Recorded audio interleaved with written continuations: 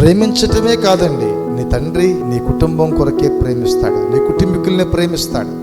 తండ్రి స్థానంలో ఉన్నటువంటి ఎవరైనా కానీ వారి కుటుంబం కొరకు ప్రయాసపడతాడు. కానీ నేను ప్రకటిస్తున్నటువంటి యేసయ్య మాత్రం అందరి కొరకు, అందరినీ ప్రేమిస్తూ, అందరినీ ఒకేలా చూస్తూ ఆయన కల్వరి సిలువలో చేతులు చాచి నీ కొరకు నా కొరకు ప్రాణం పెట్టినటువంటి గొప్ప వ్యక్తిత్వము కలిగినటువంటి వాడు యేసు ప్రభు.